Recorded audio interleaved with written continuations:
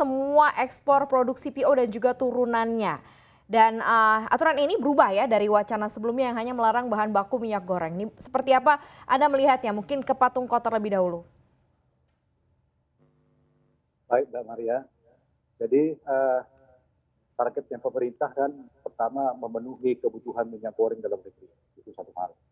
Yang kedua bagaimana menyelamatkan industri ini juga. Yang tiga lah, terutama juga lah petani sawit yang menjadi salah satu aktor penting di hulu daripada sawit. Nah kemarin kebijakan yang sudah dikeluarkan oleh Menko Perekonomian ya, itu adalah melarang RBD palm oil dan olehnya sendiri. Ya. Itu sudah berjalan. Kemudian ini ditambah lagi CPO. Kenapa pemerintah mengambil langkah ini? Ini karena pemerintah ragu kalau hanya RBD palm oil ya, atau olein saja yang dilarang, sementara inputnya bahan bakunya tidak dilarang, maka bisa saja CPO akan terbang ekspor semua, sehingga produksi RBD palm oil itu di dalam negeri tidak tersedia gitu kan. Jadi akhirnya target yang ditetapkan oleh pemerintah itu tidak berjalan. Jadi pemerintah ingin ini satu sistem mulai dari jalur CPO ke minyak goreng ini dilarang gitu ya, diekspor ya. Kemudian juga apa namanya itu jelantah, minyak jelantah ya, atau used cooking oil itu jelantah ya, itu juga dilarang, itu kebutuhannya untuk biodiesel nanti. Jadi seperti itu. Jadi pemerintah ingin supaya kepastian pengadaan minyak goreng di dalam negeri itu aman. Kira-kira itu apanya kalau saya lihat.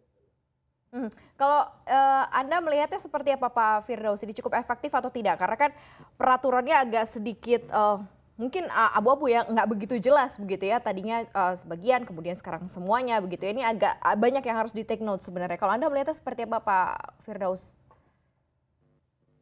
Baik Mbak Maria, yang jelas ekspor itu bukan proses satu hari ya. Ekspor itu adalah proses yang panjang, kemudian juga tentunya eksportir para pengusaha itu punya komitmen ke luar negeri begitu ya.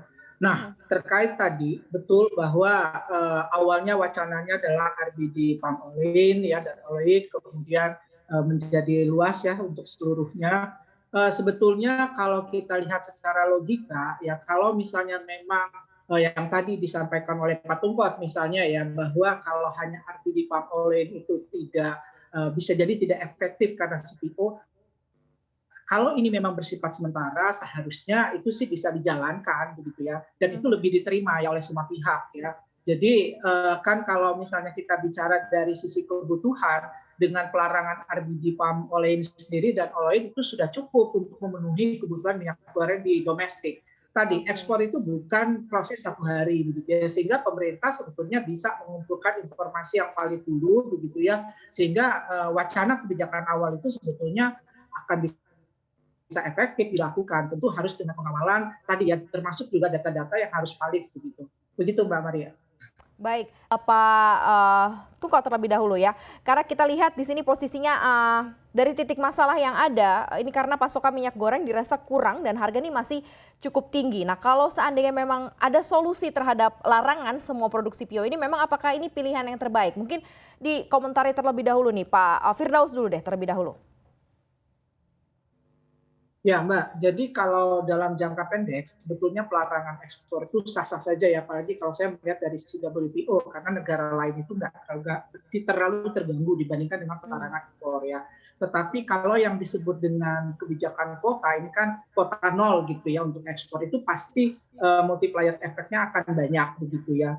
Mulai dari grassroots ya di tingkat petani, ya, apalagi tadi ya dengan ketidakpastian kebijakan itu sangat mudah sekali itu bisa mengganggu dari level grassroots tadi begitu ya. Nah di level tadi pengusaha juga sama begitu ya, tadi komitmen untuk ekspornya komitmen jangka panjang begitu ya. Nah yang menjadi pertanyaan mendasarnya adalah kemudian kalau misalnya pelarangan ekspor ini untuk semua begitu ya, apakah betul begitu ya kemudian bahan baku yang ada di domestik ini akan segera bisa dikonversi untuk produk turunan yang lainnya begitu ya, dengan keadaan industri yang ada dan sebagainya. Dan terakhir adalah salah satu yang mungkin juga sangat penting ditelaah, sebetulnya akar masalah dari antrian yang masih panjang, kemudian harga yang belum mencapai 14.000 untuk yang minyak goreng curah. Apakah betul karena hanya dari sisi produksi? Bisa jadi aspek lain seperti distribusi begitu ya, itu juga menjadi sangat penting yang harusnya ditelaah terlebih dahulu.